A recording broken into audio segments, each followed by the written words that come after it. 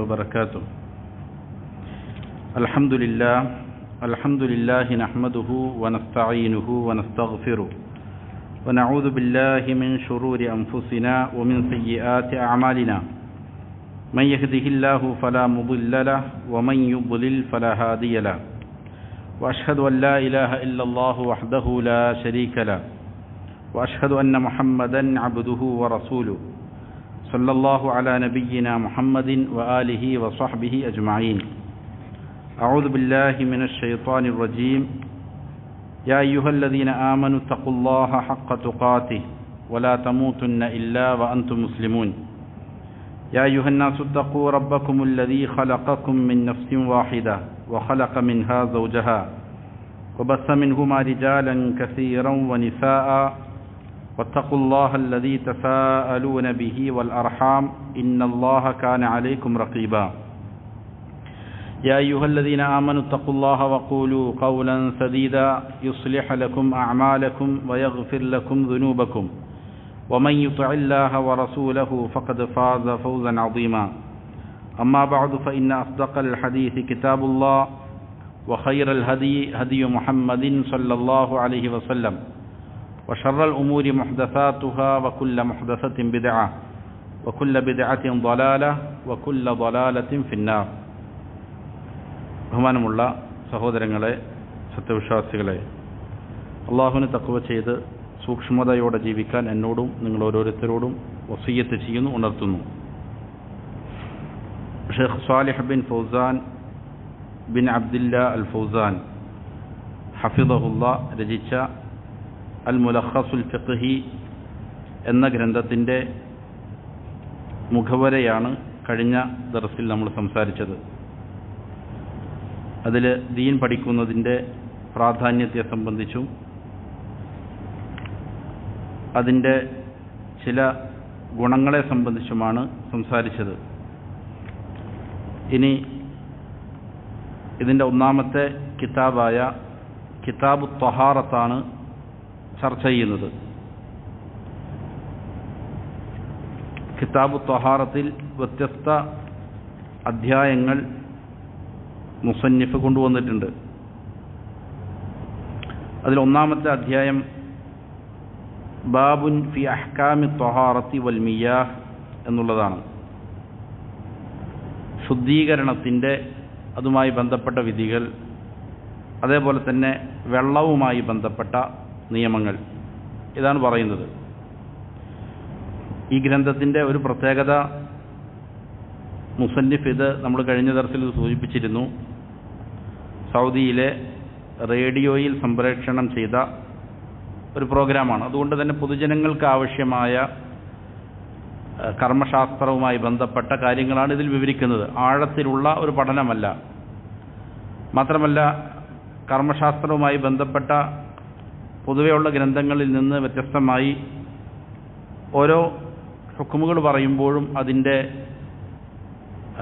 ശ്രേഷ്ഠത അല്ലെങ്കിൽ ആ നിയമത്തിൻ്റെ പ്രത്യേകത, ഇസ്ലാമിൽ അത് നടപ്പിലാക്കിയതിൻ്റെ ഹിക്മത്ത്, ഇതുപോലുള്ള കാര്യങ്ങൾ കൂടി എന്ത് ചെയ്യുന്നുണ്ട്, പൊതുജനങ്ങളുടെ ആവശ്യാർത്ഥം വിശദീകരിക്കുന്നുണ്ട്. അപ്പോൾ കേവലം ഒരു കർമ്മശാസ്ത്രം എന്നുള്ളതിനേക്കാൾ അപ്പുറം ഒരു തസ്കിയത്തും തർബിയത്തും എല്ലാം നൽകുന്ന ഒരു ഗ്രന്ഥമാണ് അൽ മുലഖസുൽ ഫിഖ്ഹി എന്നുള്ളത്. ഇതിൽ കിതാബു ത്വഹാറത്തിൽ ഒന്നാമത്തെ അധ്യായം ശുദ്ധീകരണവും അതേപോലെ തന്നെ വെള്ളത്തിൻ്റെയും അവസ്ഥകളെ സംബന്ധിച്ച് പറയുന്ന അധ്യായമാണ്. മുസന്നിഫ് ഹഫിളഹുല്ലാ പറയുന്നു, ഇന്ന സ്വലാത്ത ഹിയ റുക്നു സ്ഥാനി മിൻ അർക്കാനിൽ ഇസ്ലാമി ബഅദ ഷഹാദത്തൈൻ. നമസ്കാരം എന്നുള്ളത് അർക്കാനുൽ ഇസ്ലാമിൽ, ഇസ്ലാം കാര്യങ്ങളിൽ രണ്ടാമത്തെ റുക്കനാണ്. ഇസ്ലാമിൻ്റെ പഞ്ചസ്തംഭങ്ങളിൽ, 5 റുക്കുനുകളിൽ രണ്ടാമത്തെ റുക്കനാണ് നമസ്കാരം, 2 ഷഹാദത്തുകൾക്ക് ശേഷം. അപ്പോൾ ഒന്നാമത്തെ റുക്കൻ ലാ ഇലാഹ ഇല്ലല്ലാഹ് മുഹമ്മദുർ റസൂലുള്ളാഹ് എന്ന കലിമത്തിനുള്ള സാക്ഷ്യമാണ്. അതിനുശേഷം രണ്ടാമത്തെ റുക്കൻ നമസ്കാരം നിലനിർത്തുക എന്നുള്ളതാണ്. വഹിയൽ ഫാരിഖത്തു ബൈനൽ മുസ്ലിമി വൽ കാഫിർ. ഈ നമസ്കാരം മുസ്ലിമിൻ്റെയും കാഫിറിൻ്റെയും ഇടയിലുള്ള ഫാരിഖാണ്. അതിനെ വിച്ഛേദിക്കുന്ന, വേർപെടുത്തുന്ന ഒരു ഘടകമാണ് നമസ്കാരം. നമസ്കരിക്കുന്നവൻ മുസ്ലിമാണ്, നമസ്കരിക്കാത്തവൻ കാഫിറാണ് എന്നുള്ള അർത്ഥത്തിൽ അതിനെ വേർതിരിക്കുന്ന ഘടകമാണ്. ഇതാണ് നമസ്കാരത്തിൻ്റെ പ്രത്യേകതയാണ് ആദ്യം പറയുന്നത്. വഹിയ അമൂദുൽ ഇസ്ലാം, അത് ദീനിൻ്റെ ഇസ്ലാമിൻ്റെ ഒരു തൂണാണ്. വഅവ്വലു മാ യുഹാസബു അൻഹുൽ അബ്ദു, മാത്രമല്ല ഖിയാമത്ത് നാളിൽ അല്ലാഹു സുബ്ഹാനഹു വ തആല മനുഷ്യരെ വിചാരണ ചെയ്യുമ്പോൾ അവരുടെ കർമ്മങ്ങളിൽ ആദ്യമായി വിചാരണ ചെയ്യുന്നത് നമസ്കാരത്തെ സംബന്ധിച്ചായിരിക്കും. ഫൈൻ സഹ്ഹത് വഖുബിലത് ഖുബില സായിറു അമലി, നമസ്കാരം ശരിയാണെങ്കിൽ അത് സ്വീകരിക്കപ്പെട്ടാൽ അവൻ്റെ മറ്റുള്ള അമലുകളും സ്വീകരിക്കപ്പെടും. വൈൻ റുദ്ദത് റുദ്ദ സായിറു അമലി, അത് തള്ളപ്പെട്ടാൽ, നമസ്കാരം വിചാരണയിൽ അവൻ പരാജയപ്പെട്ടു, അത് ശരിയായിട്ടില്ല, എന്നാൽ മറ്റുള്ള അമലുകളും എന്ത് ചെയ്യപ്പെടും? തള്ളപ്പെടും എന്നുള്ളതാണ്. വഖദ് ദുഖിറത്തി സ്വലാത്തു ഫി മവാത്തിന കസീറ ഫിൽ ഖുർആനിൽ കരീം, പരിശുദ്ധ ഖുർആനിൽ അല്ലാഹു സുബ്ഹാനഹു വ തആല ധാരാളം സ്ഥലങ്ങളിൽ നമസ്കാരത്തെക്കുറിച്ച് പറയുന്നുണ്ട്. അലാ സിഫാത്തിൻ മുതനവ്വി, അതെല്ലാം തന്നെ വൈവിധ്യങ്ങളായ രൂപത്തിലാണ്. ചില സ്ഥലത്തിൽ ഫതാറതൻ യഅ്മുറുല്ലാഹു ബി ഇഖാമത്തിഹ, ചില സ്ഥലങ്ങളിൽ പറയുന്നത് വഅഖീമുസ്സലാ, നിങ്ങൾ നമസ്കാരത്തെ നിലനിർത്തണം എന്നുള്ള കൽപ്പന പ്രകാരമായിരിക്കും. വേറെ ചില സ്ഥലത്ത് വതാറതൻ യുബയ്യിനു മസിയ്യതഹ, അതിൻ്റെ സവിശേഷതയെ സംബന്ധിച്ച് വിശദീകരിക്കുകയായിരിക്കും. നമസ്കാരത്തിൻ്റെ പ്രത്യേകതകൾ, അതിൻ്റെ സവിശേഷതകൾ വിശദീകരിക്കുകയാണ്. വതാറതൻ യുബയ്യിനു സവാബഹ, വേറെ ചില സ്ഥലത്ത് അത് മുഖേനയുള്ള പ്രതിഫലത്തെ വിശദീകരിക്കുന്നുണ്ടാകും. വതാറതൻ യഖരിനുഹ മഅ സബ്രി, വേറെ ചിലപ്പോൾ ക്ഷമയോട് ചേർത്തുകൊണ്ട് നമസ്കാരത്തെ പറയുന്നു. വയഅ്മുറു ബിൽ ഇസ്തിആനതി ബിഹിമാ അല ശദായിദ്, അതേപോലെ പ്രയാസഘട്ടങ്ങളിൽ അള്ളാഹുവിനോട് സഹായം ചോദിക്കാനും ക്ഷമയവലംബിക്കാനും അതിനോട് ചേർത്ത് എന്ത് ചെയ്യുന്നുണ്ട്? നമസ്കാരത്തെ പറയുന്നുണ്ട്. ഇങ്ങനെ വ്യത്യസ്ത ശൈലിയിൽ ധാരാളം സ്ഥലങ്ങളിൽ അള്ളാഹു സുബ്ഹാനഹു വ തആല നമസ്കാരത്തെക്കുറിച്ച് പരാമർശിക്കുന്നുണ്ട്. ഒമിൻ സമ്മ ഖാനത്ത് ഖുർറത ഐനി റസൂലി സ്വല്ലല്ലാഹു അലൈഹി വസല്ലമ ഫീ ഹാദിഹി ദുനിയ, അതുകൊണ്ട് തന്നെ നബി സ്വല്ലല്ലാഹു അലൈഹി വസല്ലമയെ സംബന്ധിച്ചിടത്തോളം ദുനിയാവിൽ നബിയുടെ കൺകുളിർമയായിരുന്നു നമസ്കാരം. നബിക്ക് സന്തോഷം നൽകുന്ന കാര്യം നമസ്കാരമായിരുന്നു. ഫഹിയ ഹില്യത്തുൻ നബിയീൻ, അത് നബിമാരുടെ ആഭരണമാണ്. വഷിആറു സ്വാലിഹീൻ, സ്വാലിഹീങ്ങളുടെ അടയാളമാണത്.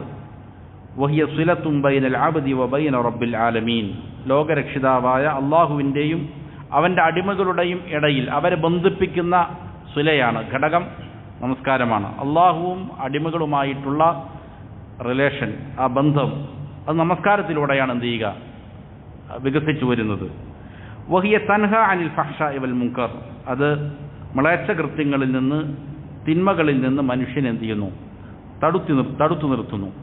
അപ്പോൾ നമസ്കാരത്തിൻ്റെ ശ്രേഷ്ഠത ഇങ്ങനെ വണ്ണമേറിയതാണ്, വലിയ ശ്രേഷ്ഠത ഇതിനുണ്ട്. അതുകൊണ്ട് തന്നെ വലമ്മാ കാനത്ത് ഹാദിഹി സ്വലാത്തു ലാ തസിഹു ഇല്ലാ ബി ത്വഹാറത്തിൻ, ഈ പറയുന്ന നമസ്കാരം ശുദ്ധി ഉണ്ടെങ്കിലല്ലാതെ എന്ത് ചെയ്യൂല? ഇല്ലാ ബി ത്വഹാറത്തിൽ മുസല്ലി, നമസ്കരിക്കുന്നവന് ശുദ്ധി ഉണ്ടെങ്കിലേ ആ നമസ്കാരം സ്വഹീഹാവുകയുള്ളൂ.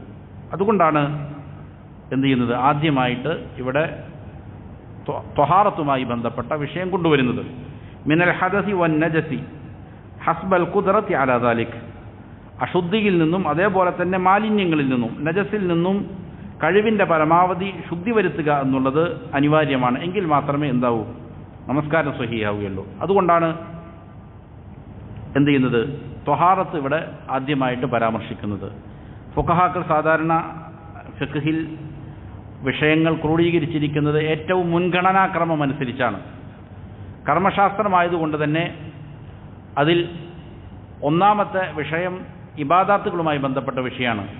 അള്ളാഹുവിന് ഇബാദത്ത് ചെയ്യുന്ന നമസ്കാരം, അതേപോലെ തന്നെ സക്കാത്ത്, നോമ്പ്, ഹജ്ജ്, ഇതുപോലുള്ള വിഷയങ്ങളാണ് ആദ്യം കൊണ്ടുവന്നിരിക്കുന്നത്. കാരണം ഒരാൾ മുസ്ലിമായി കഴിഞ്ഞാൽ പിന്നീട് അവൻ ഏറ്റവും പ്രഥമമായി അനിവാര്യമായത് എന്തിനാണോ അവന് സൃഷ്ടിക്കപ്പെട്ടത് അത് ശരിയാക്കുക എന്നുള്ളതാണ്. ഇബാദത്ത് ചെയ്യാനാണ് സൃഷ്ടിക്കപ്പെട്ടത് മനുഷ്യനെ. അതുകൊണ്ട് ഇബാദാത്തുകൾ എങ്ങനെയാണെന്ന് പഠിക്കുക എന്നുള്ളതാണ്. അതുകൊണ്ട് ആദ്യം തന്നെ ഇബാദാത്തുകളുമായി ബന്ധപ്പെട്ട വിഷയമാണ് ഫുഖഹാക്കൾ കൊണ്ടുവരുന്നത്. അപ്പോൾ ഇബാദാത്തിൽ ഏറ്റവും പ്രധാനപ്പെട്ടത് ഏതാണ്? നമസ്കാരമാണ്. നമസ്കാരം ശരിയാകണമെങ്കിൽ എന്താവശ്യമാണ്? ശുദ്ധീകരണം ആവശ്യമാണ്. അതുകൊണ്ട് എന്ത് ചെയ്യുന്നു? ഫുഖഹാക്കൾ ആദ്യം ത്വഹാറത്തുമായി ബന്ധപ്പെട്ട അധ്യായം കൊണ്ടുവരുന്നു. ഇബാദാത്തുകൾക്ക് ശേഷം പിന്നീട് ഒരാൾക്ക് ആവശ്യമായി വരിക അവൻ്റെ ഉപജീവനവുമായി ബന്ധപ്പെട്ട കാര്യങ്ങളാണ്. അതുകൊണ്ട് പിന്നീട് കച്ചവടത്തെ സംബന്ധിച്ചാണ് ചർച്ച ചെയ്യുന്നത്. അതിനുശേഷം പിന്നീട് ആവശ്യമായി വരുന്ന അവൻ്റെ കുടുംബജീവിതമാണ്. അതുകൊണ്ട് മുനാക്കഹാത്തുമായി ബന്ധപ്പെട്ട വിഷയം, പിന്നീട് ക്രിമിനൽ നിയമങ്ങളുമായി ബന്ധപ്പെട്ട, ഇതാണ് അതിൻ്റെ തർത്തീബായിട്ട് ഫുഖഹാക്കൾ കൊണ്ടുവന്നിരിക്കുന്നത്. അപ്പോൾ ഇവിടെ ആദ്യം ത്വഹാറത്ത് കൊണ്ടുവരാനുള്ള കാരണം ഇതാണ്. ഒരാൾ നമസ്കാരമാണ് അവൻ്റെ അമലുകളിൽ ഒന്നാമതായി വിചാരണ ചെയ്യപ്പെടുക. അത് ശരിയാകണമെങ്കിൽ ഒരു നമസ്കരിക്കുന്നവൻ അശുദ്ധിയിൽ നിന്നും മാലിന്യങ്ങളിൽ നിന്നും എന്ത് ചെയ്യണം? ശുദ്ധിയാകേണ്ടതുണ്ട്. വകാനത്ത് മാദ്ദത്തു തത്ഹുരി ഹിയ അൽമാഉ. ശുദ്ധി വരുത്തണമെങ്കിൽ എന്താണ് അതിൻ്റെ മാദ്ദ, അതിൻ്റെ വസ്തു, അതിനെ ഉപയോഗിക്കുന്ന വസ്തു എന്താണ്? അത് വെള്ളമാണ്. ഔ മാ യഖൂമു മഖാമഹു മിനത് തയമ്മുമി ഇൻദ അദമിൽ മാ. അതല്ലെങ്കിൽ വെള്ളത്തിൻ്റെ സ്ഥാനത്ത് നിൽക്കുന്ന ഒന്ന്. വെള്ളം ഇല്ലാതെയാകുന്ന സന്ദർഭത്തിൽ തയമ്മും ചെയ്യുന്നു. അപ്പോൾ എന്താണ്? മണ്ണാണ് പിന്നീട് ഉപയോഗിക്കുക. അപ്പോൾ വെള്ളമാണ് അതിൻ്റെ അടിസ്ഥാനപരമായിട്ടുള്ളതായ മാദ്ദ, വസ്തു ശുദ്ധീകരണത്തിന് ഉപയോഗിക്കുക വെള്ളമാണ്. അതുകൊണ്ട് തന്നെ സാറൽ ഫുഖഹാ റഹിമഹുമുല്ലാ യബ്ദഊന ബികിതാബി ത്വഹാറ. അതുകൊണ്ട് ഫുഖഹാക്കൾ ത്വഹാറത്ത് എന്ന കിതാബ് കൊണ്ട് എന്ത് ചെയ്യുന്നു? ആരംഭിക്കുന്നു അവരുടെ ഗ്രന്ഥങ്ങൾ. ലിഅന്നഹാ ലമ്മാ ഖുദ്ദിമത്തി സ്വലാത്തു ബഅദ ഷഹാദത്തൈനി അലാ ഗൈരിഹാ മിൻ ബഖിയ്യത്തി അർക്കാനിൽ ഇസ്ലാമി നാസബ തഖ്ദീമു മുഖദ്ദിമാത്തിഹാ. കാരണം രണ്ട് ഷഹാദകൾക്ക് ശേഷം നമസ്കാരത്തെ മുന്തിക്കപ്പെട്ടപ്പോൾ, അർക്കാനുൽ ഇസ്ലാമിൽ രണ്ട് ഷഹാദത്തുകൾക്ക് ശേഷം പിന്നീട് മുന്തിക്കപ്പെട്ടത് നമസ്കാരത്തെയാണ്. നമസ്കാരത്തെ ആയപ്പോൾ മറ്റുള്ള അർക്കാനുകളിൽ നിന്ന് നമസ്കാരത്തെ മുന്തിപ്പിച്ചപ്പോൾ അതിനോട് അതിൻ്റെ മുഖദ്ദിമയിൽ ആവശ്യമായതായ ഒന്നിനെയാണ് പിന്നെ എന്ത് ചെയ്യേണ്ടത്? നമസ്കാരത്തിന് മുന്നോടിയായിട്ട് എന്താണോ വേണ്ടത് അതിനെയാണ് പിന്നീട് എന്ത് ചെയ്യേണ്ടത്? കൊണ്ടുവരേണ്ടത്. അതുകൊണ്ടാണ് എന്ത് ചെയ്തിരിക്കുന്നത്? ത്വഹാറത്ത് എന്നുള്ളത് അവിടെ അനുയോജ്യമായി വരുന്നത്. അപ്പോൾ ഈ നമസ്കാരത്തിൻ്റെ മുഖദ്ദിമാത്തിൽപ്പെട്ടതാണ്, ആമുഖങ്ങളിൽപ്പെട്ടതാണ് എന്ത്? ത്വഹാറത്ത് എന്നുള്ളത്. മിൻഹ ത്വഹാറ. അതുകൊണ്ടാണ് ഇവിടെ ത്വഹാറത്ത് കൊണ്ടുവരുന്നത്. ഫഹി മിഫ്താഹു സ്വലാ. നമസ്കാരത്തിൻ്റെ താക്കോലാണെന്ത്? ശുദ്ധീകരണം, ശുദ്ധി വരുത്തുക എന്നുള്ളത്. കമാഫിൽ ഹദീസ്, ഹദീസിലുണ്ട് മിഫ്താഹു സ്വലാത്തി അത്തഹൂർ. നമസ്കാരത്തിൻ്റെ താക്കോൽ എന്താണ്? ശുദ്ധി വരുത്തലാണ്. വദാലിക ലിഅന്നൽ ഹദസ യംനഉ സ്വല. കാരണം അശുദ്ധി എന്നുള്ളത് നമസ്കാരത്തെ തടുക്കും. ഏതുപോലെ? ഫഹുവ ഖൽ ഖുഫ്ലി യൂദഉ അലൽ മുഹദിസ്. അതൊരു പൂട്ടുപോലെയാണ്. അശുദ്ധിയുള്ളവൻ്റെ മേൽ ഇടപെട്ട ഒരു പൂട്ടാണെന്ത്? ഈ പറയുന്ന ഹദസ് എന്നുള്ളത്. ഫഇദാ തവദ്ദ, ഈ ശുദ്ധി എന്നുള്ളത്. ഫഇദാ തവദ്ദ ഇൻ ഹല്ലൽ ഖുഫ്ൽ. വുദൂ ചെയ്താൽ എന്ത് ചെയ്യുന്നു? അവൻ്റെ ഈ പൂട്ട് അഴിഞ്ഞു മാറുന്നു, അത് തുറന്നു വരുന്നു. അപ്പോഴാണ് എന്ത് ചെയ്യുക? നമസ്കാരത്തിലേക്ക് പ്രവേശിക്കാൻ സാധിക്കുക. അതുകൊണ്ട് തന്നെ ഫത്വഹാറത്തു ഔഖദു ശുറൂത്തി സ്വലാ. നമസ്കാരം ശരിയാകണമെങ്കിൽ വ്യത്യസ്തങ്ങൾ 9ഓളം ശുറൂത്തുകളുണ്ട്. ആ ശുറൂത്തുകളിൽ ഏറ്റവും ഔഖദായത്, ഏറ്റവും പ്രധാനപ്പെട്ട, ഏറ്റവും ശക്തമായ ഷർത്താണെന്ത്? ത്വഹാറത്തുണ്ടാവുക എന്നുള്ളത്. വഷർത്തു ലാ ബുദ്ദ അൻ യുഖദ്ദമ അലൽ മശ്റൂത്ത്. ഷർത്ത് എന്ന് പറഞ്ഞാൽ ഏതൊരു കാര്യത്തിനാണോ ഒരു നിബന്ധന വയ്ക്കുന്നത്, ആ നിബന്ധന വയ്ക്കപ്പെട്ട കാര്യത്തേക്കാൾ അതിൻ്റെ മുന്നോടിയായിട്ട് ഉണ്ടാകേണ്ടതാണെന്ത്? ഷർത്ത്. അപ്പോൾ നമസ്കാരം മശ്റൂത്താണ് എങ്കിൽ അതിലേക്ക് പ്രവേശിക്കുന്നതിന് മുമ്പേ എന്തുണ്ടാകണം? ഷർത്ത് സംഭവിക്കണം. അവൻ വുളൂ വേണം, കുളി നിർബന്ധമുള്ളവനാണെങ്കിൽ കുളിക്കണം, ഖിബലയിലേക്ക് മുന്നിടണം ആദ്യമേ തന്നെ.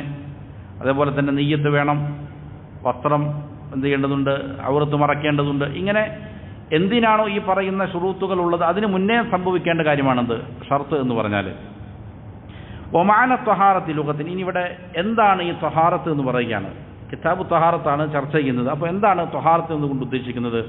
ഭാഷയിൽ ശുദ്ധി എന്ന് പറഞ്ഞാൽ അതിൽ അന്നവാഫത്തു വന്നസാഹത്തു അനിൽ അഖ്ദാരിൽ ഹിസ്സിയ്യത്തി വൽ മാനവിയ്യ. ഭാഷയിൽ ഈ ശുദ്ധീകരണം എന്ന് പറഞ്ഞാൽ അതിൻ്റെ അർത്ഥം വൃത്തിയാകൽ എന്നാണ്, ശുദ്ധി വരുത്തൽ. എന്തിൽ നിന്ന്? അനിൽ അഖ്ദാരി, മാലിന്യങ്ങളിൽ നിന്ന്.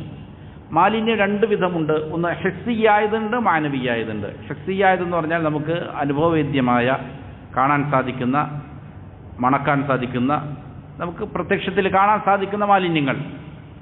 രക്തം പോലെ അല്ലെങ്കിൽ മൂത്രം പോലെ കാഷ്ടം പോലെ ഇങ്ങനെയുള്ളതായ മാലിന്യങ്ങൾ. അതുപോലെ മാനവിയായ മാലിന്യങ്ങളുണ്ട്. മാനവിയായ മാലിന്യത്തിൽ നിന്നും ശുദ്ധി വരുത്തണം. ഷിർക്ക്, കുഫർ, നിഫാഖ് പോലുള്ളത് മാനവിയായ മാലിന്യങ്ങളാണ്. ഇതാണ് ഭാഷയിൽ അതിൻ്റെ അർത്ഥം. ഇങ്ങനെയുള്ള മാനവിയും ഹിസ്സിയുമായ മാലിന്യങ്ങളിൽ നിന്ന് ശുദ്ധി നേടുക, വൃത്തിയാവുക എന്നുള്ളതാണ്. എന്നാൽ ശരീഅത്തിൻ്റെ ഭാഷയിൽ ഇസ്തിലാഹിയായിട്ട് എന്താണ് ഈ പറയുന്ന ശുദ്ധീകരണം, ത്വഹാറത്ത് എന്ന് പറഞ്ഞാൽ എന്താണ്? ഫുഖഹാക്കൾ സാധാരണ ത്വഹാറത്ത് എന്ന് പറഞ്ഞാൽ അവിടെ ഉദ്ദേശിക്കപ്പെടുന്നത് എന്താണ്? അതിൻ്റെ അർത്ഥം ഇതാണ്: ഇർത്തിഫാഉൽ ഹദസി വസവാലുൻ നജസ്. ഇതാണ് ശുദ്ധി വരുത്തുക. ത്വഹാറത്ത് എന്ന് പറഞ്ഞാൽ ഇർത്തിഫാഉൽ ഹദസി വസവാലുൻ നജസ്, ഹദസിനെ ഉയർത്തൽ, മാലിന്യത്തെ നീക്കം ചെയ്യൽ. അതാണ് ശുദ്ധീകരണത്തിൻ്റെ, ത്വഹാറത്തിൻ്റെ നിർവചനം, ഡെഫിനിഷൻ അതാണ്. ഹദസിനെ ഉയർത്തുക, അതേപോലെ തന്നെ ഹദസിനെ ഉയർത്തുക, നജസിനെ നീക്കം ചെയ്യുക. എങ്ങനെയാണ് ഹദസിനെ ഉയർത്തുക എന്ന് പറഞ്ഞാൽ? ഹദസ് എന്ന് പറഞ്ഞാൽ അതൊരു ആശയമാണ്, ഒരു മാനവയാണ്, കാണാൻ പറ്റുന്നതല്ല. ഇർത്തിഫാഉൽ ഹദസ് എന്ന് പറഞ്ഞാൽ വർത്തിഫാഉൽ ഹദസ് യഹ്സുലു ബിസ്തിഅമാലിൽ മാഇ അല നിയ്യ. നിയ്യത്തോടുകൂടെ വെള്ളം ഉപയോഗിക്കൽ കൊണ്ടാണ് എന്ത് ചെയ്യുക? ഹദസ് ഉയരുക. ഒരാളുടെ ശരീരത്തിൽ നിന്ന് ഹദസ് ഉയരണമെങ്കിൽ, അശുദ്ധിയിൽ നിന്ന് അവൻ ശുദ്ധിയാകണമെങ്കിൽ നെയ്യത്ത് വേണം. നെയ്യത്തോടുകൂടി വെള്ളം ഉപയോഗിക്കലാണ്. ഫി ജമീഇൽ ബദനി ഇൻകാന ഹദസൻ അക്ബർ. ഹദസ് രണ്ട് വിധമുണ്ട്. ഒന്ന് വലിയ അശുദ്ധിയുണ്ട്, മറ്റൊന്ന് ചെറിയ അശുദ്ധിയുണ്ട്. വലിയ അശുദ്ധിയാണെങ്കിൽ ശരീരത്തിൽ മുഴുവൻ എന്ത് ചെയ്യണം? നെയ്യത്തോടു കൂടിയിട്ട് വെള്ളം ഉപയോഗിക്കണം, വെള്ളം വ്യാപിപ്പിക്കണം. അപ്പോൾ എന്ത് ചെയ്യുന്നു? അത് മുഖേന ഹദസ്, വലിയ അശുദ്ധി ഉയർന്നു പോകുന്നു. ഔഫിൽ അഅ്ളാഇൽ അർബഅതി ഇൻകാന ഹദസൻ അസ്ഗർ. അതല്ല, ചെറിയ അശുദ്ധിയാണ് എങ്കിൽ 4 അവയവങ്ങളിൽ ഇതേപോലെ നെയ്യത്തോട് കൂടിയിട്ട് എന്ത് ചെയ്യുക? വെള്ളം ഉപയോഗിക്കുക. അങ്ങനെയാണെങ്കിൽ ചെറിയ അശുദ്ധി എന്ത് ചെയ്യും? ഉയർന്നു പോകും. അത് വുളൂ ചെയ്യുക. വലിയ അശുദ്ധിയാണെങ്കിൽ കുളിക്കുക, ചെറിയ അശുദ്ധിയാണെങ്കിൽ വുളൂ ചെയ്യുക. അല്ലെങ്കിൽ അവിസ്തിഅമാലി മാ യനൂബു അനിൽ മായി എന്ത് അദമിഹി, അല്ലെങ്കിൽ വെള്ളമില്ലാത്ത സമയത്തിൽ അതിന് പകരമാകുന്നതായ വസ്തുവിന് എന്ത് ചെയ്യുക? ഉപയോഗിക്കുക. അല്ലെങ്കിൽ വെള്ളമുണ്ട്, അവിൽ അജിസി അനിസ്തിഅമാലി, ആ വെള്ളം ഉപയോഗിക്കുന്നതിനെ തൊട്ട് അവൻ അശക്തനാണ്, അല്ലെങ്കിൽ രോഗമുണ്ട്, അപ്പോൾ വെള്ളം ഉപയോഗിക്കാൻ പറ്റില്ല. അത് അല്ലെങ്കിൽ അതികഠിനമായ തണുപ്പാണ്, അതുപോലുള്ളതായ സന്ദർഭത്തിൽ വഹുവ തുറാബ്, അങ്ങനെ പകരം ഉപയോഗിക്കുന്ന വസ്തു ഏതാണ്? മണ്ണാണ്. അത് അലാ സിഫത്തിൻ മഖ്സൂസ, പ്രത്യേകമായ ചില രൂപത്തിലാണത് ഉപയോഗിക്കുക. വസയഅതി ഇൻഷാ അല്ലാഹു ബയാനുൻ ലിസിഫത്തി തതഹ്ഹുരി മിനൽ ഹദസൈൻ. ഈ 2 അശുദ്ധികളിൽ നിന്നും എങ്ങനെയാണ് ശുദ്ധി വരുത്തേണ്ടത് എന്നതിൻ്റെ വിശദമായ രൂപം എന്ത് ചെയ്യും? ശേഷം വരുന്നുണ്ട്. എങ്ങനെയാണ് വുളൂ ചെയ്യേണ്ടത്, കുളിക്കേണ്ടത് എങ്ങനെയാണ്, അതേപോലെ തന്നെ തയമ്മും ചെയ്യേണ്ടത് എങ്ങനെയാണ്, അതിനെ സംബന്ധിച്ച വിശദമായ ചർച്ച എന്ത് ചെയ്യുന്നതിന് ശേഷം വരുന്നുണ്ട്. എന്നാൽ വഗറദുൽ ആൻ, ഇവിടെ ഈ അധ്യായത്തിൽ കൊണ്ടുവരുന്ന, ഇവിടെ നമ്മുടെ ലക്ഷ്യം ബയാനു സിഫത്തിൽ മാഇ അല്ലദി യഹ്സുലു ബിഹി തതഹ്ഹുർ. ശുദ്ധി വരുത്താൻ സാധിക്കണമെങ്കിൽ, ശുദ്ധി ഉണ്ടാകണമെങ്കിൽ ഏത് വെള്ളമാണ് ഉപയോഗിക്കേണ്ടത്, ആ വെള്ളത്തിൻ്റെ വിശേഷണം എന്തായിരിക്കണം എന്നതിനെ സംബന്ധിച്ചുള്ള വിശദീകരണമാണ് ഇവിടെ ഈ അധ്യായത്തിൽ കൊണ്ടുവരുന്നത്. വൽ മാഇ അല്ലദി ലാ യഹ്സുലു ബിഹി ദാലിക്, വെള്ളം ശുദ്ധി കരസ്ഥമാകാൻ സാധിക്കാത്ത വെള്ളം ഏതാണ്, ശുദ്ധി വരുത്തുന്ന വെള്ളം ഏതാണ് എന്നതിനെ സംബന്ധിച്ച ചർച്ചയാണ് ഈ അധ്യായത്തിൽ കൊണ്ടുവരുന്നത്. ഖാല അല്ലാഹു തആല, അല്ലാഹു തആല പറഞ്ഞു: വഅൻസൽനാ മിനസ് സമാഇ മാഅൻ തഹൂറ, നാം മേഘങ്ങളിൽ നിന്ന് തഹൂറായ വെള്ളത്തെ ഇറക്കിയിരിക്കുന്നു. അപ്പോൾ അല്ലാഹു സുബ്ഹാനഹു വ തആല പരിശുദ്ധ ഖുർആനിൽ പറയുകയാണ്, ആകാശത്ത് നിന്ന് അല്ലെങ്കിൽ മേഘങ്ങളിൽ നിന്ന് തഹൂറായ വെള്ളത്തെ നാം ഇറക്കിയിരിക്കുന്നു. മറ്റൊരായത്തിൽ ഇങ്ങനെ കാണാം: വയുനസ്സിലു അലൈക്കും മിനസ് സമാഇ മാഅൻ ലിയുതഹ്ഹിറകും ബിഹി, മേഘങ്ങളിൽ നിന്ന് നിങ്ങളുടെ മേൽ അല്ലാഹു സുബ്ഹാനഹു വ തആല വെള്ളമിറക്കി. എന്തിനാണ് ആ വെള്ളമിറക്കിയത്? ലിയുതഹ്ഹിറകും ബിഹി, അത് മുഖേന അല്ലാഹു നിങ്ങളെ ശുദ്ധീകരിക്കാൻ വേണ്ടിയിട്ടാണ്, നിങ്ങൾക്ക് ശുദ്ധി നൽകാൻ വേണ്ടിയിട്ടാണ്, തതഹൂർ ഉണ്ടാക്കാൻ വേണ്ടിയിട്ടാണ്. അപ്പോൾ ഈ 2 ആയത്തിലും ശുദ്ധി വരുത്തണമെങ്കിൽ വേണ്ട വസ്തു എന്താണ്? വെള്ളമാണ്. അടിസ്ഥാനപരമായിട്ട് വെള്ളമാണ്. ആ വെള്ളം തഹൂറായ വെള്ളമാണ് എന്നും എന്ത് ചെയ്യുന്നുണ്ട്? ഈ ആയത്തിൽ പറയുന്നുണ്ട്. എന്താണ് തഹൂർ എന്ന് പറയും? അപ്പോൾ തഹൂറായ വെള്ളം അള്ളാഹു എന്ത് ചെയ്തിട്ടുണ്ട്? ആകാശത്തു നിന്ന് ഇറക്കിയിട്ടുണ്ട്. അത് മുഖേന നിങ്ങൾക്ക് എന്ത് ചെയ്യാൻ സാധിക്കും?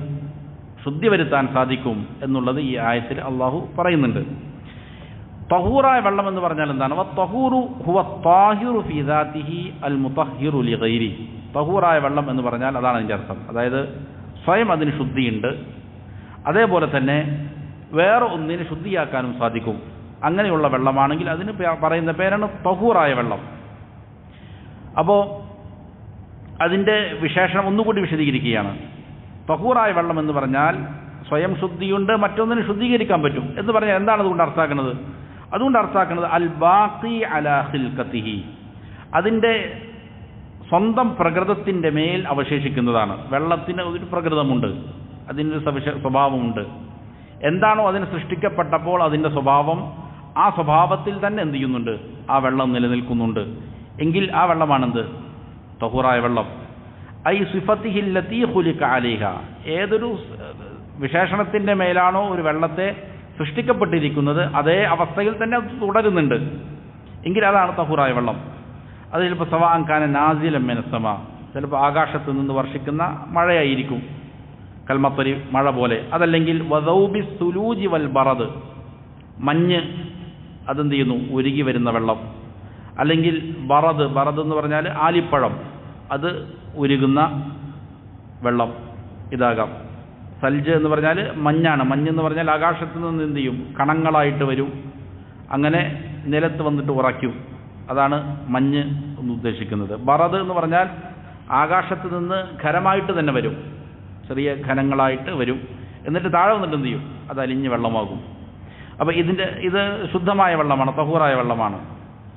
അല്ലെങ്കിൽ ഔജാരിയൻ ഫിൽ അർദി, അല്ലെങ്കിൽ ഭൂമിയിലൂടെ ഒഴുകി നടക്കുന്ന വെള്ളങ്ങളായിരിക്കാം.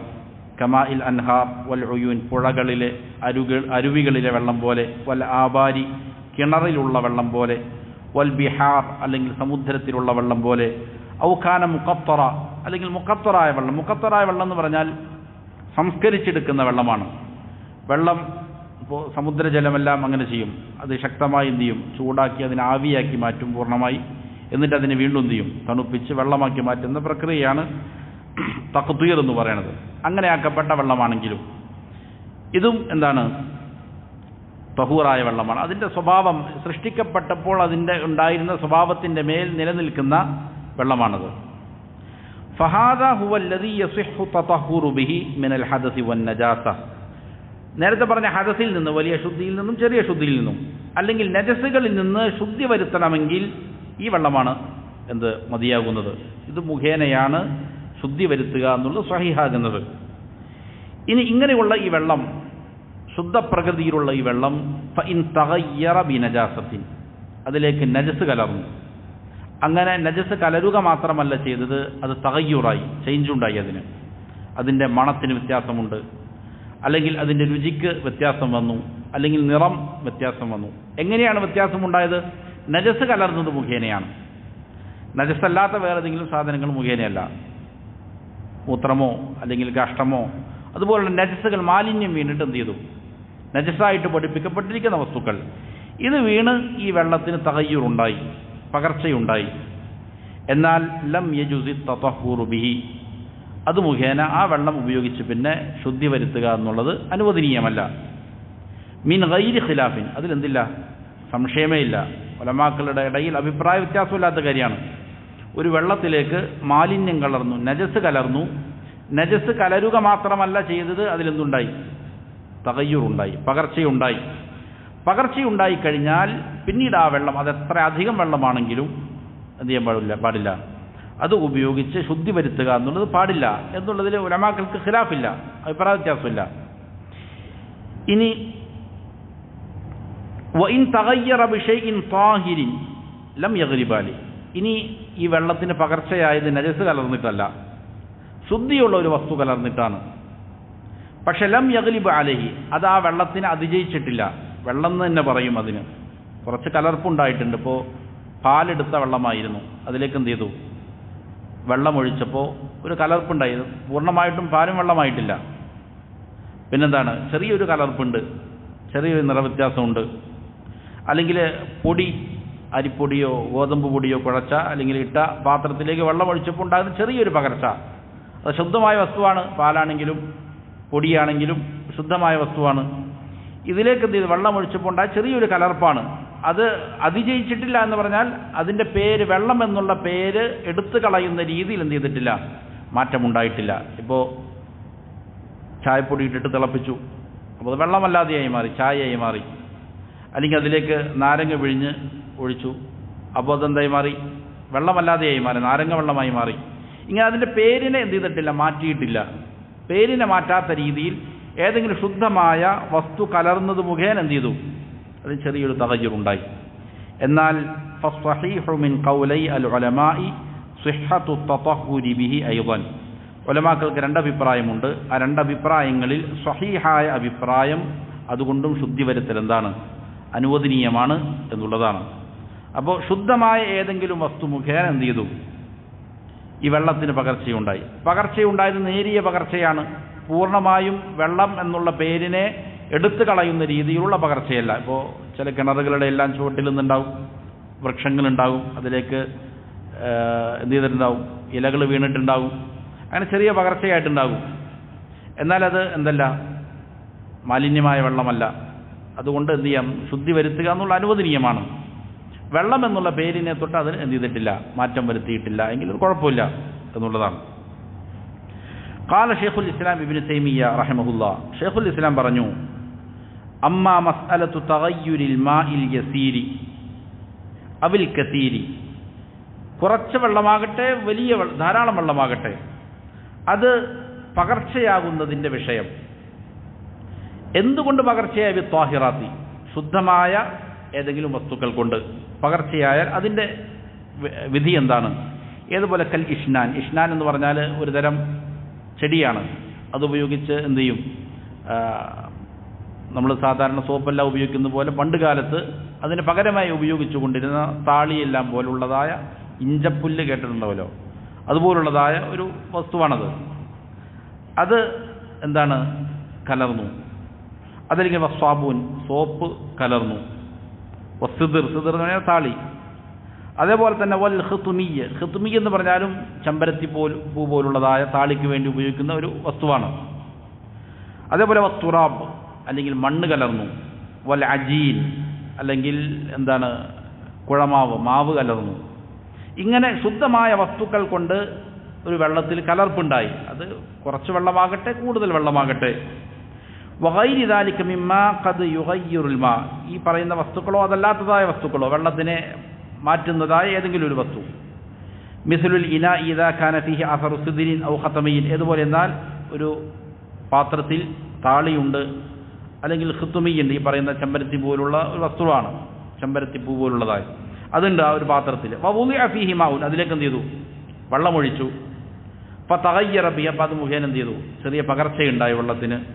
മഅ ബഖാഇ ഇസ്മിൽ മാ, പക്ഷെ പകർച്ചയായെങ്കിലും വെള്ളമെന്നുള്ള പേര് അവിടെ എന്ത് ചെയ്യുന്നുണ്ട്, അവശേഷിക്കുന്നുണ്ട് എങ്കിൽ ഫഹാദ ഫീഹി ഖൗലാനി മഅറൂഫാനി ലിൽ ഉലമാ, ഇങ്ങനെയുള്ള വെള്ളത്തെ സംബന്ധിച്ച് ഉലമാക്കൾക്ക് പ്രസിദ്ധമായ രണ്ട് അഭിപ്രായങ്ങളുണ്ട്. ഷെയ്ഖുൽ ഇസ്ലാമിൻ്റെ വാക്യങ്ങളാണ്. ഇതിൽ രണ്ട് അഭിപ്രായങ്ങളുണ്ട്. സുമ്മ ദക്കറഹ മഅ ബയാനി വജ്ഹി കുല്ലി ഖൗലി, ഓരോ അഭിപ്രായം പറഞ്ഞ ആളുകളുടെയും ന്യായങ്ങളെ ഷെയ്ഖുൽ ഇസ്ലാം പറഞ്ഞു.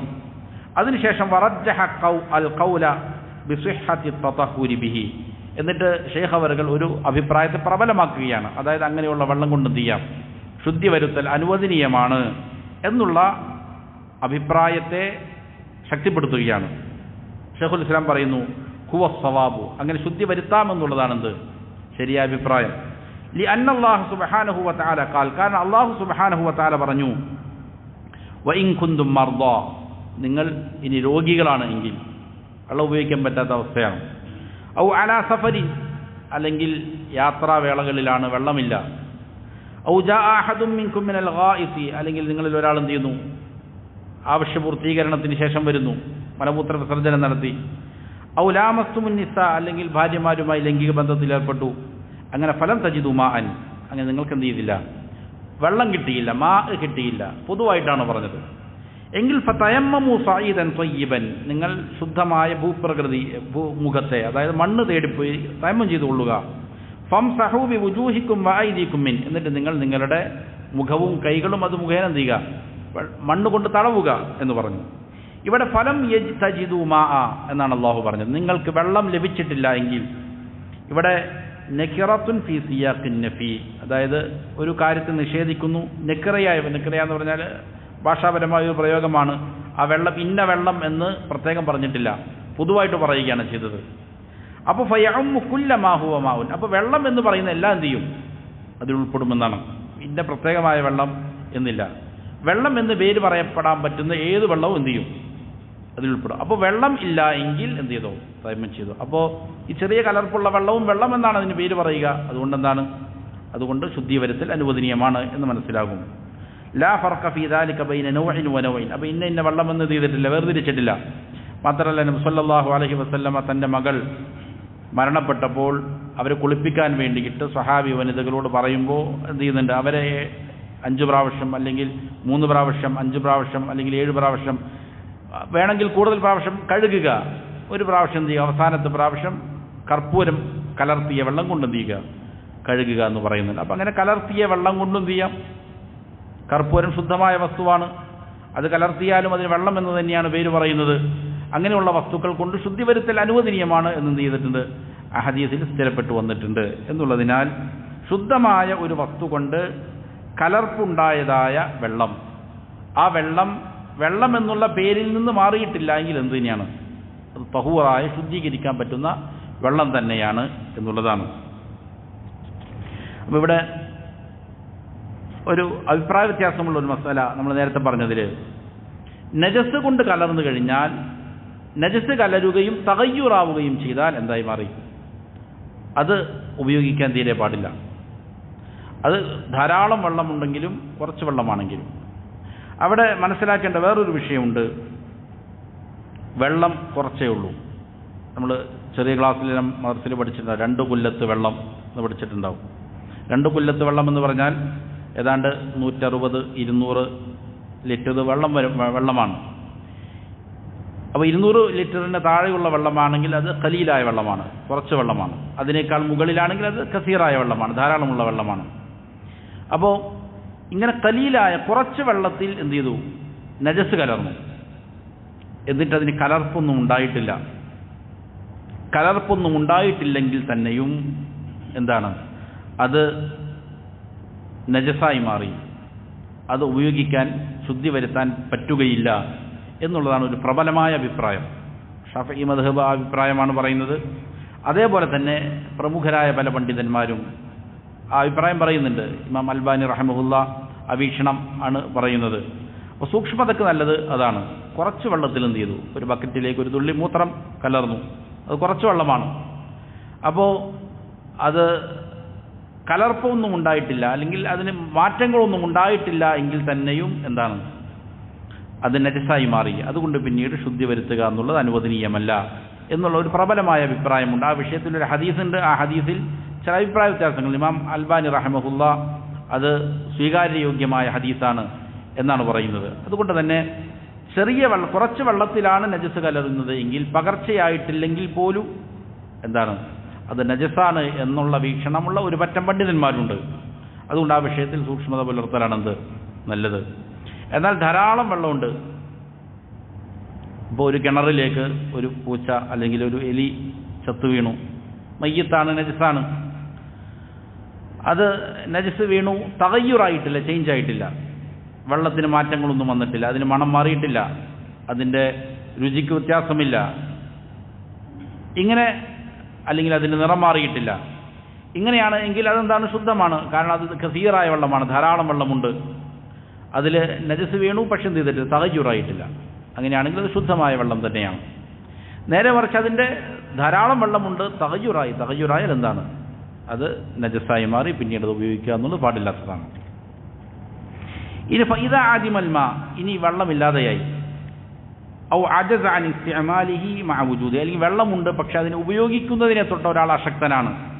വെള്ളം കൊണ്ട് കുളിച്ചാൽ അല്ലെങ്കിൽ അതുകൊണ്ട് വുദൂ ചെയ്താൽ അസുഖം കൂടാൻ സാധ്യതയുണ്ട്. അല്ലെങ്കിൽ ഉള്ള അസുഖം ചിലപ്പോൾ അതിൻ്റെ ഭേദമാകാൻ താമസം വരും. ഒരു മുറിവുണ്ട് കയ്യിൽ, വെള്ളം ഒഴിച്ചു കഴിഞ്ഞാൽ എന്ത് ചെയ്യും, ആ മുറിവ് ഭേദമാകാൻ താമസം വരും. അല്ലെങ്കിൽ ഉള്ള മുറിവ് എന്ത് ചെയ്യും, അത് പഴുക്കും, അത് കൂടുതലാകും. ഇങ്ങനെ അശക്തമായൊരവസ്ഥ വന്നു എങ്കിൽ ഫഇന്നല്ലാഹ ഖദ് ജഅല ബദലഹു അത്തുറാബ്, അപ്പോൾ ഈ വെള്ളം ഉപയോഗിക്കുന്നതിന് പകരം അള്ളാഹു എന്ത് ചെയ്തിട്ടുണ്ട്, അതിന് പകരം ബദലായിട്ട് നിശ്ചയിച്ചിരിക്കുന്നത് മണ്ണിനെയാണ്. അലാ സിഫത്തിൻ ലിസ്തിഅമാലി, അത് ഉപയോഗിക്കുന്നതിനൊരു രൂപവും എന്ത് ചെയ്തിട്ടുണ്ട്, പഠിപ്പിക്കപ്പെട്ടിട്ടുണ്ട്. ബയ്യനഹ നബി സല്ലല്ലാഹു അലൈഹി വസല്ലം ഫീ സുന്നത്തി, അതിൻ്റെ രൂപം നബി സല്ലല്ലാഹു അലൈഹി വസല്ലം സുന്നത്തിൽ വിശദീകരിച്ചിട്ടുണ്ട്. വസയഅതി തൗളിഹു ദാലിക ഇൻഷാ അല്ലാഹു ഫീ ബാബിഹി, അത് അതിൻ്റെ അധ്യായത്തിൽ എന്ത് ചെയ്യും, വിശദമായിട്ട് പറയും എങ്ങനെയാണ് തയമ്മും ചെയ്യേണ്ടത്, വെള്ളമില്ല എങ്കിൽ, അല്ലെങ്കിൽ വെള്ളം ഉപയോഗിക്കപ്പെടാൻ പറ്റാത്ത അവസ്ഥ വന്നാൽ എങ്ങനെയാണ് ചെയ്യേണ്ടത്. വഹാദാ മിൻ ലുത്ഫില്ലാഹി ബിഇബാദി, ഇത് അല്ലാഹു സുബ്ഹാനഹു വ തആല അവൻ്റെ അടിമകളോട് ചെയ്ത അവൻ്റെ ദയയാണ്, അള്ളാഹുവിൻ്റെ കാരുണ്യമാണ്. വറഫഇൽ ഹർജി അൻഹും, അവരെ തൊട്ട് പ്രയാസങ്ങളെ അള്ളാഹു ദൂരീകരിച്ചതുമാണ്. വെള്ളം തന്നെ ഉപയോഗിക്കണമെന്നില്ല, വെള്ളം ഉപയോഗിക്കാൻ പറ്റാത്ത അവസ്ഥയാണ്, അല്ലെങ്കിൽ വെള്ളമില്ലാത്ത അവസ്ഥയാണ്, എന്നാൽ എന്ത് ചെയ്യാം, അതിന് പകരമായി മണ്ണ് ഉപയോഗിക്കാം എന്നുള്ളത് അള്ളാഹു തആല പറഞ്ഞു. വഇൻ കുന്തും മർദാ ഔ അലാ സഫരി, നമ്മൾ നേരത്തെ ഓതിയ ആയത്താണ്. നിങ്ങൾ രോഗിയാണ്, അല്ലെങ്കിൽ യാത്രയിലാണ്, മലമൂത്ര വിസർജനം കഴിഞ്ഞു, ഭാര്യമാരുമായി ലൈംഗിക ബന്ധത്തിൽ ഏർപ്പെട്ടു, പക്ഷെ വെള്ളം ലഭിക്കുന്നില്ല എങ്കിൽ ഫതയമ്മമു സഈദൻ ത്വയ്യിബ, അപ്പം എന്ത് ചെയ്തോ, നല്ല മണ്ണ് തേടി നിങ്ങൾ തയമ്മു ചെയ്യുക. ഫംസഹൂ ബിവുജൂഹിക്കും വഅയ്ദീക്കും, എന്നിട്ട് നിങ്ങൾ അതുകൊണ്ട് നിങ്ങളുടെ മുഖങ്ങളും കൈകളും തടവുക. ഇന്നല്ലാഹ കാന അഫുവൻ ഗഫൂറ, അല്ലാഹു സുബ്ഹാനഹു വ തആല വിട്ടുവീഴ്ച നൽകുന്നവനാണ്, ധാരാളം പൊറുക്കുന്നവനാണ്. ഖാല ഇബ്നു ഹുബൈറ, ഇമാം ഇബ്നു ഹുബൈറ റഹിമഹുല്ലാഹ് പറഞ്ഞു, വഅജ്മഉ അലാ അന്ന അത്ത്വഹാറത ബിൽമാഇ തജിബു അലാ കുല്ലി മൻ ലസിമതുഹു സ്വലാത്തു മഅ വുജൂദിഹി. ഒരു മുസ്ലിമിനെ സംബന്ധിച്ചിടത്തോളം, നമസ്കാരം നിർബന്ധമായ ഒരാളെ സംബന്ധിച്ചിടത്തോളം വെള്ളമുണ്ട് എങ്കിൽ ആ വെള്ളം കൊണ്ട് ശുദ്ധി വരുത്തുക എന്നുള്ളത് നിർബന്ധമാണ് എന്നുള്ളതിൽ ഉലമാക്കൾ എന്ത് ചെയ്തിട്ടുണ്ട്, ഏകോപിച്ചിട്ടുണ്ട്. ഇനി ഫൈൻ ആദിമഹു ഫബദലുഹു, അത് ഇല്ലാതെയായി കഴിഞ്ഞാൽ എന്താണ്, അതിന് പകരം ബദലായിട്ട് മണ്ണ് ഉപയോഗിക്കാം എന്നുള്ളതും എന്താണ്, ഏകോപിച്ചിട്ടുണ്ട്. അപ്പോൾ ഖുർആനും അതേപോലെ തന്നെ സുന്നത്തുണ്ട്, അതുപോലെ ഉലമാക്കൾ ഏകോപിച്ച് ഇജ്മാ ഉണ്ടെന്ന്. ഈ പറയുന്ന വെള്ളമുണ്ട് എങ്കിൽ വെള്ളമാണ് ഉപയോഗിക്കേണ്ടത്, അത് ഉപയോഗിക്കാനുള്ള ശേഷിയുണ്ട് എങ്കിൽ, അതല്ലെങ്കിൽ അതിന് ബദലായിട്ട് എന്ത് ചെയ്യാം, തയമ്മം ചെയ്യാം എന്നുള്ളത്. കാരണം അള്ളാഹു പറയുന്നു, ഫലം തജിദു മാഅൻ ഫതയമ്മമു സഈദൻ ത്വയ്യിബ എന്നുള്ളതായ ആയത്ത്. വെള്ളം നിങ്ങൾക്ക് ലഭ്യമല്ല എങ്കിൽ എന്ത് ചെയ്തു, തയമ്മം ചെയ്തു. അപ്പോൾ വെള്ളമുണ്ടെങ്കിൽ എന്താണ് ചെയ്യേണ്ടത്, വെള്ളം തന്നെയാണ് ഉപയോഗിക്കേണ്ടത്, ശേഷിയുള്ള ഒരാളെ സംബന്ധിച്ചിടത്തോളം.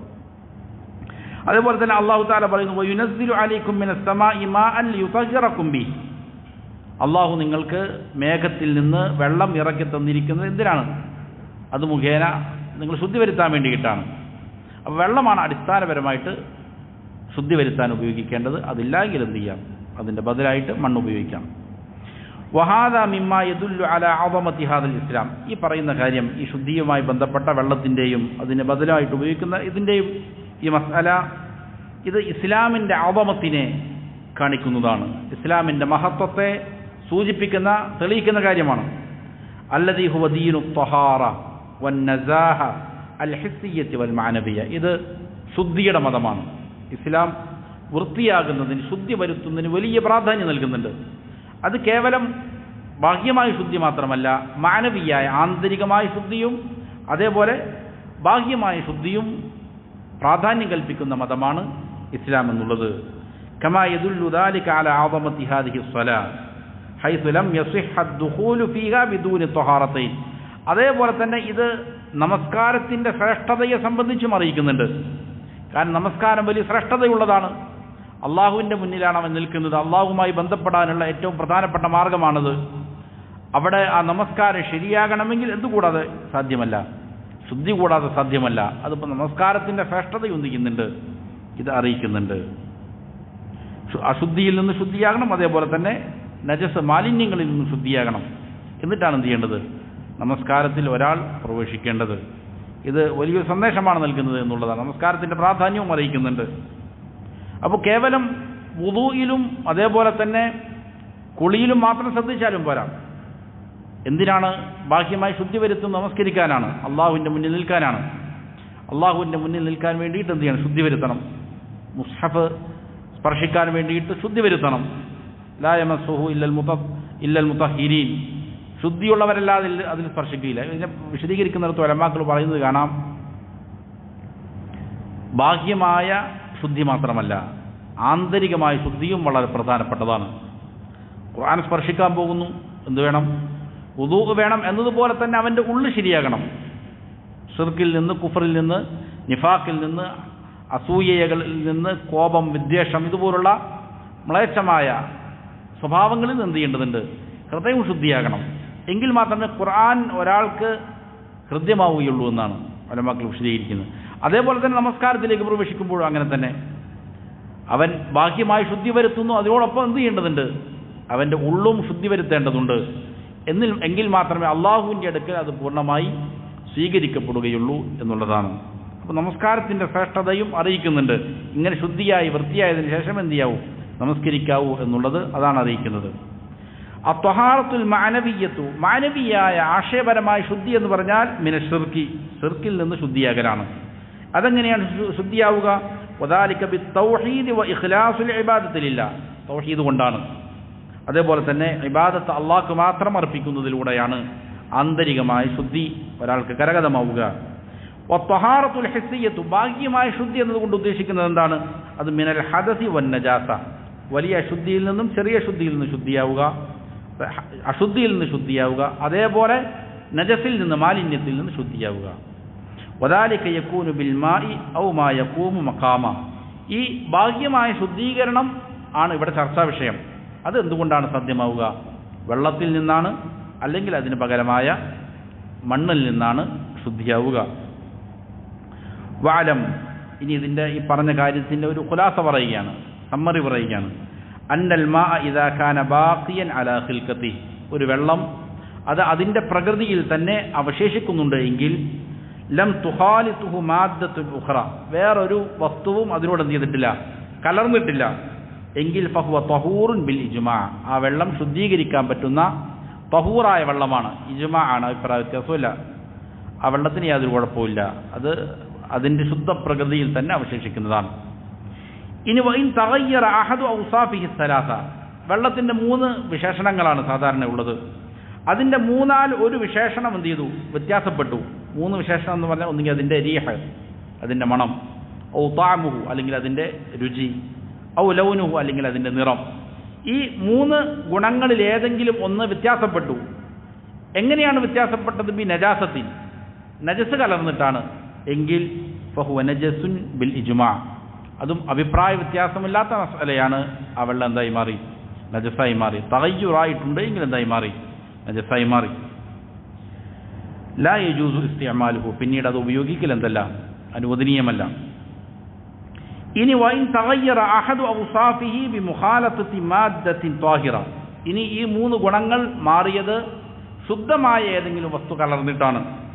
കൗറാഖിൽ അഷ്ജാരി, വൃക്ഷത്തിൻ്റെ ഇലകൾ വീണ് മാറ്റമുണ്ടാകുന്നത് പോലെ, അവൽ സ്വാബൂൻ, അല്ലെങ്കിൽ സോപ്പ് കലർന്നു, അവൽ ഇഷ്നാനി വസിദിരി, അല്ലെങ്കിൽ ഇഷ്നാൻ പുല്ല്, അല്ലെങ്കിൽ സിദർ താളി, ഔ ഗൈരി ദാലിക മിനൽ മവാദി ത്വാഹിറ, അല്ലെങ്കിൽ ശുദ്ധമായ ഏതെങ്കിലും വസ്തു എന്ത് ചെയ്തു? കലർന്നു. വലം യഗ്ലിബ് ദാലികൽ മുഖാലിതു അലൈഹി, ഇങ്ങനെ ഈ കലർന്ന വസ്തു ഈ വെള്ളത്തെ അതിജയിച്ചിട്ടില്ല, പൂർണ്ണമായിട്ടും അതായി മാറിയിട്ടില്ല എങ്കിൽ ഫലിബഅദുൽ ഉലമാഇ ഫീ ദാലിക തഫാസീലുൻ വഖിലാഫുൻ, ചില ഉലമാക്കൾക്ക് ഈ വിഷയത്തിൽ എന്തുണ്ട്? അഭിപ്രായ വ്യത്യാസങ്ങളുണ്ട്. അവരിതിനെ ഒന്ന് വിശദീകരിച്ചിട്ടുണ്ട്. വസ്സഹീഹു അന്നഹു തഹൂർ, നമ്മൾ നേരത്തെ പറഞ്ഞതുപോലെ ശരിയായ അഭിപ്രായം എന്താണ്? തഹൂർ തന്നെയാണ്, ശുദ്ധി വരുത്താം. അതുകൊണ്ട് അങ്ങനെയുള്ള കുളങ്ങളിലോ വെള്ളങ്ങളിലോ ഇല ചാടി ചെറിയ പകർച്ചയുണ്ടായ വെള്ളം ഉപയോഗിക്കുന്നതിന് കുഴപ്പമില്ല. യജൂസു തതഹുറു ബിഹി മിനൽ ഹദസ്, അശുദ്ധിയിൽ നിന്ന് ശുദ്ധിയാകാൻ ഇത് ഉപയോഗിക്കൽ അനുവദനീയമാണ്. വതതഹുറു ബിഹി മിനൻ നജസി, മാലിന്യങ്ങൾ നീക്കാനും വൃത്തിയാക്കാനും ശരീരത്തിൽ നിന്ന് അല്ലെങ്കിൽ വസ്ത്രത്തിൽ നിന്ന് ശുദ്ധി വരുത്താനും എന്ത് ചെയ്യാം? അത് ഉപയോഗിക്കാം എന്നുള്ളതാണ് ശരിയായ അഭിപ്രായം. ഇതാണ് അതിൻ്റെ രത്നചുരുക്കം. എന്നിട്ട് വെള്ളം എത്ര ഇനമാണെന്ന് ഒന്നുകൂടി ചുരുക്കി പറയണം. ഫഅലാഹ, ഈ പറഞ്ഞതിൻ്റെ അടിസ്ഥാനത്തിൽ യസ്ഹിഹു ലനാ അൻ നഖൂൽ ഇന്നൽ മാഅ യൻഖസിമു ഇലാ ഖിസ്മൈൻ, ഈ പറഞ്ഞത് പ്രകാരം വെള്ളത്തെ നമുക്ക് എന്ത് ചെയ്യാൻ പറ്റും? 2 ഇനമായിട്ട് വേർതിരിക്കാൻ സാധിക്കും.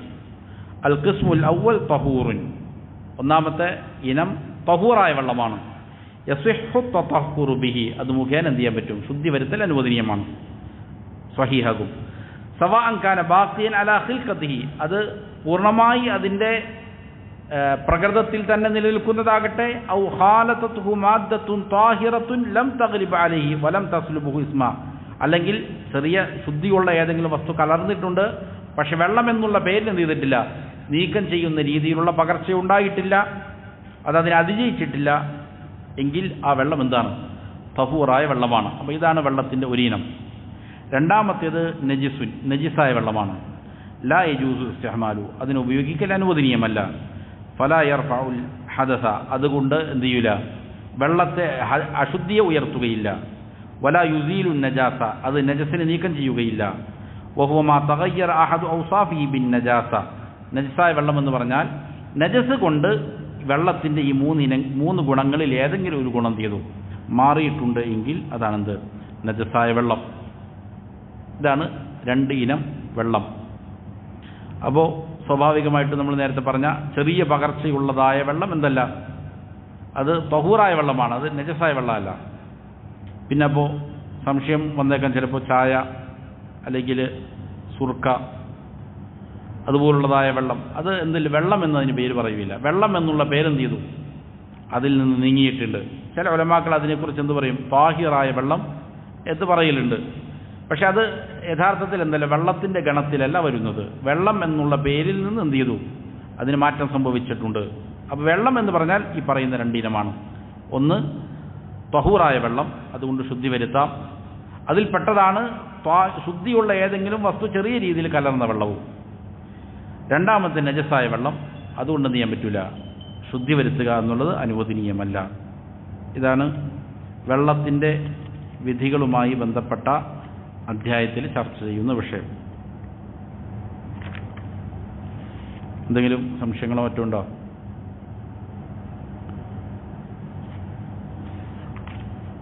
ത്വഹാറത്തിൻ്റെ അധ്യായത്തിൽ തന്നെ ഇനി പറയാൻ പോകുന്ന വിഷയം പാത്രവുമായി ബന്ധപ്പെട്ട വിഷയമാണ്. ശുദ്ധി വരുത്താൻ സാധാരണ വെള്ളം ഉപയോഗിക്കുമ്പോൾ വെള്ളം പാത്രത്തിലാണ് ഉപയോഗിക്കുക. ഏത് പാത്രമാണ് ഉപയോഗിക്കാൻ പറ്റുക? അതേപോലെ കുഫാറുകളായ ആളുകൾ ഉപയോഗിക്കുന്ന പാത്രം ഉപയോഗിക്കാമോ, അവരുടെ വസ്ത്രം ഉപയോഗിക്കാമോ, ഇതുമായി ബന്ധപ്പെട്ടിരിക്കുന്ന മസലകളാണ് ശേഷം വരുന്ന അധ്യായത്തിലുള്ളത്.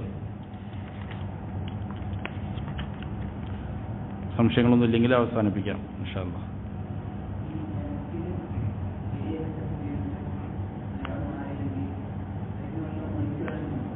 ഒഴിച്ചു കളയണമെന്നില്ല, ശുദ്ധമാണത്.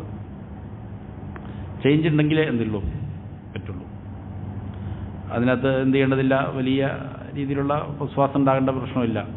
അത് ശുദ്ധമാണെന്ന് തന്നെ എന്ത് ചെയ്താൽ മതി, മനസ്സിലാക്കിയാൽ മതി. അതിന് എന്ത് ചെയ്യണം, നജസ് നീക്കം ചെയ്യണം. എന്നിട്ട് എന്ത് ചെയ്യാം, അത് ഉപയോഗിക്കാമെന്നുള്ളതാണ്. പകർച്ചയായി കഴിഞ്ഞാൽ പിന്നെ എത്ര അധികം വെള്ളം ഉണ്ടെങ്കിലും അതെന്ത് തന്നെയാണ്, നജസ് തന്നെയാണ്.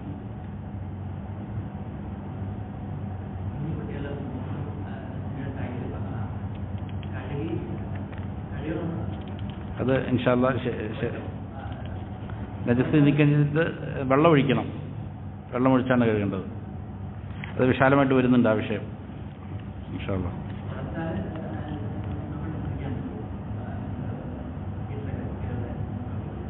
വെള്ളം അതിൻ്റെ ഈ നജസിനേക്കാൾ കൂടുതൽ വെള്ളം വരിക എന്നുള്ളതാണ്. വെള്ളം അതിനകത്ത് കൊഴിക്കുക, എന്നിട്ട് എന്ത് ചെയ്യുക, തുടച്ചെടുക്കുക, ശുദ്ധി വരുത്തുന്ന രീതി. അല്ലെങ്കിൽ തുടച്ചെടുത്തിട്ട് എന്ത് ചെയ്യുക, വെള്ളം ഒഴിച്ച് ഒന്നുകൂടി തുടച്ചെടുത്താലും മതി.